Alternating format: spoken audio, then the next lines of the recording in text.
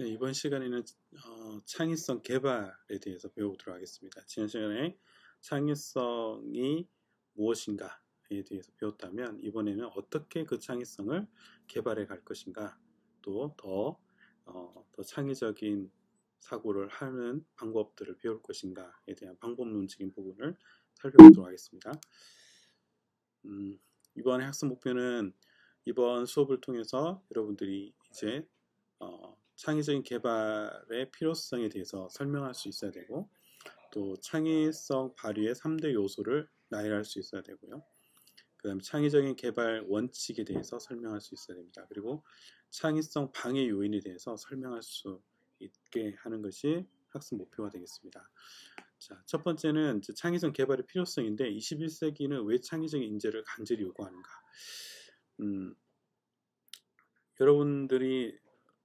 여러분들의 부모님 세대, 또 그 전에 할아버지 세대 이렇게 보면 그때는 이 산업 시대였습니다. 산업화 시대였고, 이때는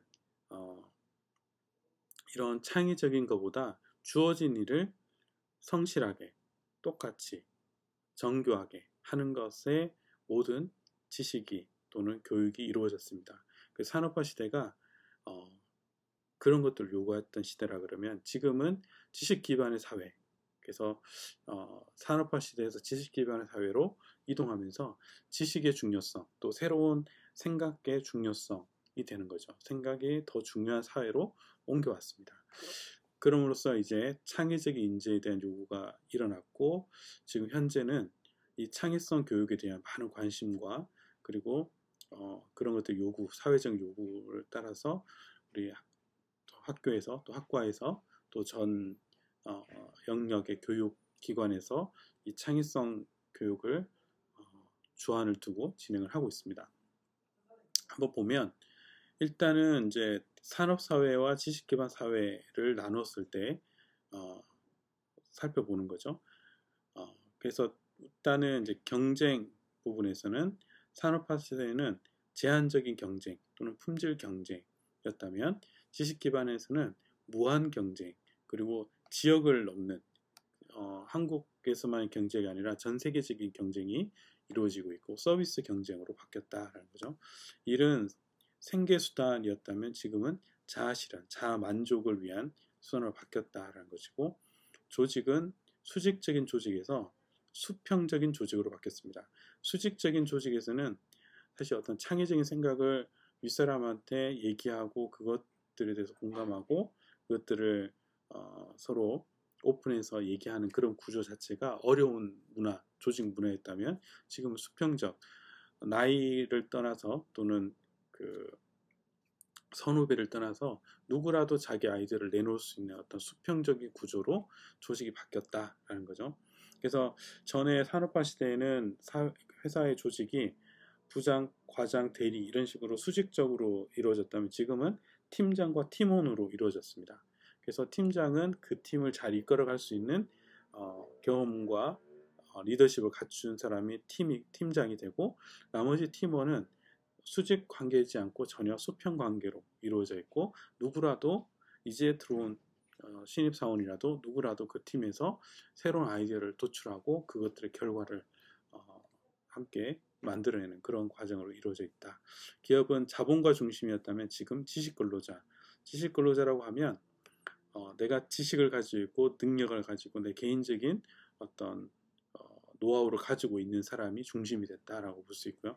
자본가라고 하는 것은 돈을 가지고 있는 사람이 중심이 됐다라는 것입니다.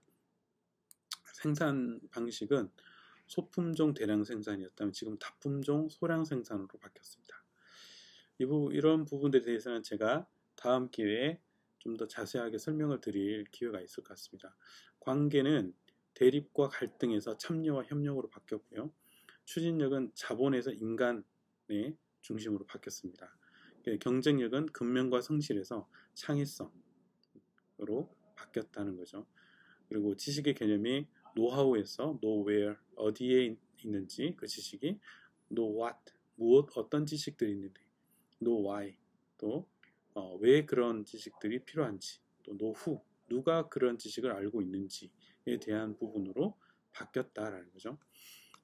그리고 학습은 정규 교육이나 지식 습득에서 끝났다면 이게 무슨 얘기냐? 대학에서 배웠던 것을 평생 직업으로 가져갈 수 있는 시대, 이게 산업화 시대라 보면 지식 기반의 사회는 지식의 수명이 점점 짧아지다 보니까 평생 교육을 통하여 새로운 지식을 계속 습득해가는 과정들이 필요합니다. 그래서 지식의 융합과 창출이 계속 파생되어 이루어지는 단계로 갑니다. 이 단계에서의 인재는 내가 배운 것으로 만족하고 자족하면서 사는 것이 아니라 새로운 학문에 대한 끊임없는 호기심과 그 학문에 대해서 배우려고 하는 그 욕구가 있는 사람들이 이 시대 지식 기반 사회의 새로운 인재들로 대두되고 있는 거죠. 주요 기업의 인재 조건들을 보면 그걸 확실히 알 수 있습니다. 먼저 삼성전자가 가지는 인재의 조건, 창조적인 인재, 도전적인 인재, 전문 인재, 글로벌 인재라는 것이고요. 여기 LG전자는 전문성, 창의성, 혁신적인 성향, 실행력, 팀워크 능력, 글로벌 감각. 포스코는 도전 정신, 창의력과 잠재력, 그다음 전문 지식, IT 활용 능력과 외국어 능력. 현대자동차는 학습하는 전문인, 창조하는 도전인, 봉사하는 사회인. 네이버에서는 창의와 혁신, 도전과 열정, 겸손과 주인의식. NC소프트 창의, 도전, 정직. 다음 창의, 열정, 정직, 즐거움. SK 핵심 전문 역량, 창의, 혁신을 통한 경쟁력, 제고 능력, IT 기술의 효과적인 활용 능력, 외부 능력. 여기서 빠지지 않는 것이 창의적인 그리고 도전적인 이런 것이죠.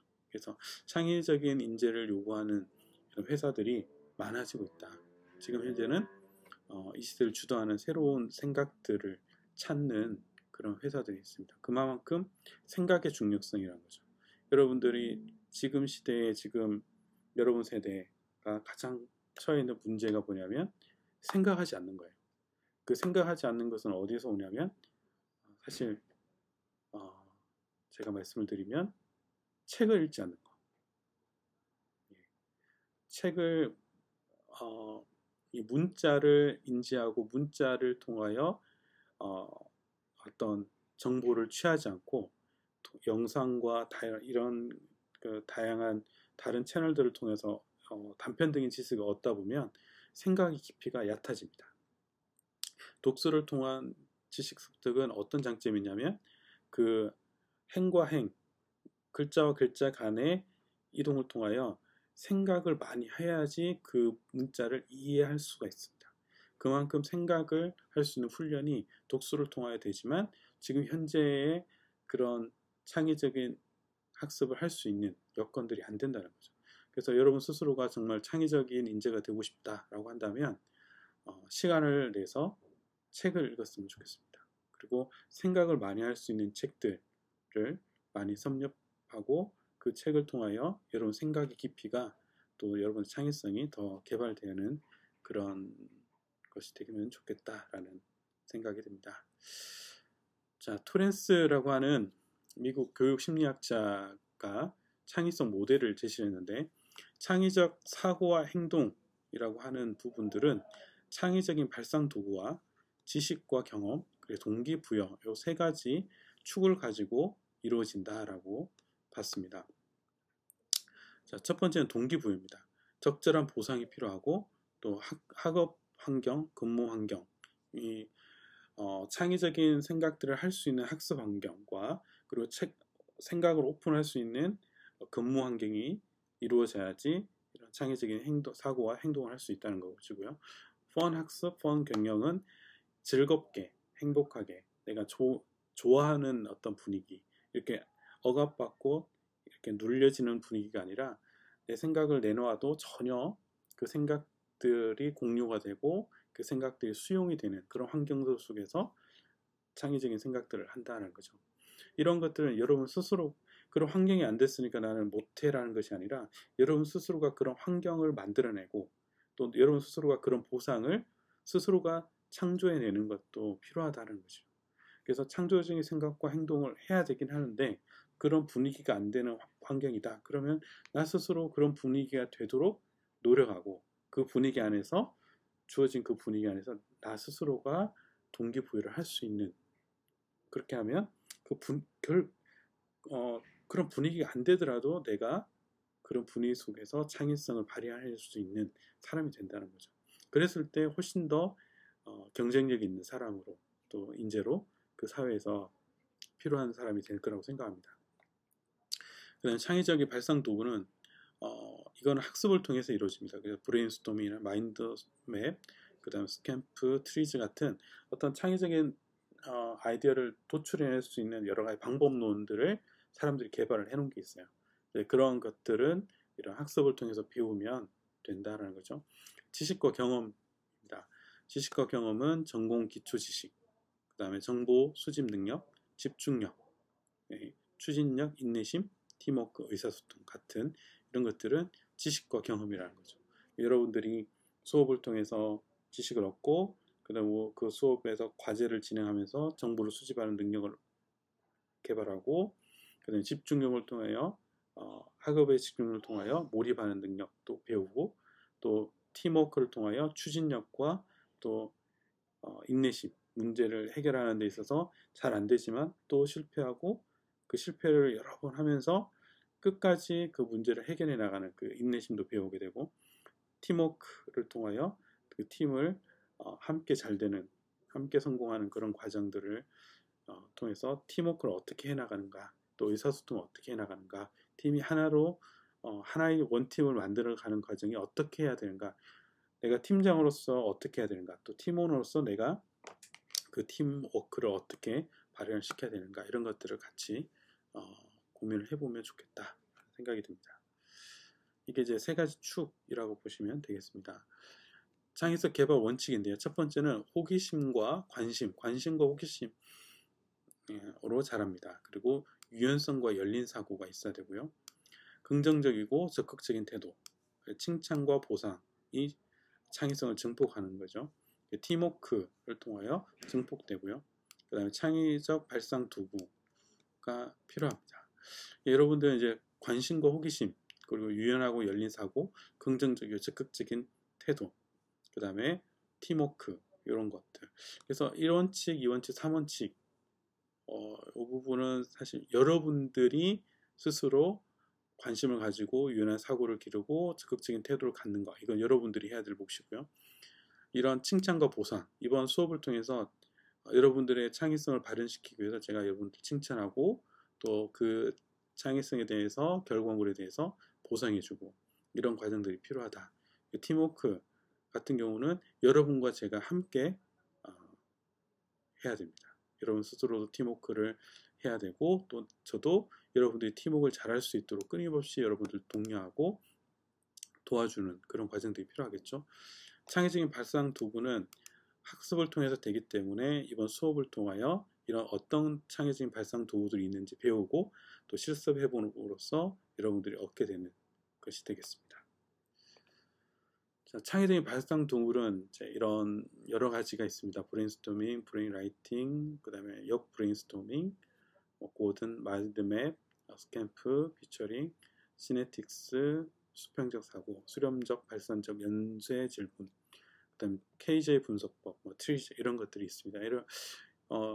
이 수업 시간에 이것들 다 하지는 못하고요. 이 중에서 가장 많이 또 대중화되어 있는 몇 가지 방법들에 대해서 학습하도록 하겠습니다. 창의성을 방해하는 주요 원인들이 있는데요. 첫 번째 원인은 심리적 타성입니다. 그래서 그 고정관념이라고 하는 거죠. 관습적인 사고로 인해 혁신적인 접근이 방해가 되는 것. 자신의 가진 지식과 경험 안에서만 문제를 찾고자 하는 이것이 심리적 타성이 되는 거죠. 이것이 창의성을 방해해요. 그리고 잘못된 문제정의, 문제를 잘못 인식한 거죠. 문제의 본질과 무관한 목표를 설정한다. 이런 경우도 너무나 많습니다. 제가 문제를 제시했는데 그 문제를 정확하게 해석하고 이해하지 못했기 때문에 전혀 다른 답을 주는 거죠. 이런 과제를 수행함에 있어서 여러분들이 전혀 다른 정답을 가지고 여러분들이 답이라고 하지만 그 문제를 정확히 인지하지 못해서 오답이 되는 경우들이 많다는 거죠. 다양한 관점에서 문제를 검토하지 않았습니다. 그래서 문제를 제대로 인식하지 않고 여러 번 살펴서 정확하게 문제의 의미를 파악하려고 하지 않고 한번 읽어보고 한번 생각하고 끝나버리는 거죠. 그래서 다양한 관점으로 문제를 검토하지 않으면 잘못된 정의를 하게 되고요. 표면에 쉽게 드러난 문제만을 공략한다. 사실 어떤 문제를 있을 때 그 문제에 우리가 한번 생각해 보세요. 바닷속에 빙하가 있다고 생각합시다. 빙하가 떠 있습니다.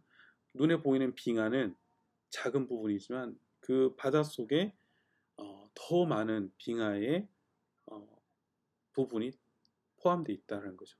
그러니까 우리는 눈에 보이는 그것만 어떤 문제로 인식하는데 눈에 보이지 않는 물속에 아래 갇혀 있는 어떤 문제가 있다. 그래서 표면에만 집중하는 것이 아니라 그 안에 있는 내포된 문제에 접근을 해서 그 문제를 정확히 인식했을 때 창의적인 아이디어를 도출해낼 수 있다라는 거죠.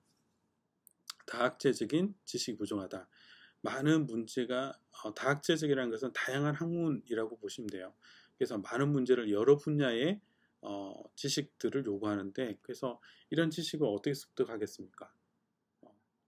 여러분들이 다른 뭐 부전공 또는 뭐 복수 전공을 통해서 전공을 확장할 수 있지만 두 개, 세 개, 두 개 이상 하기 어렵잖아요.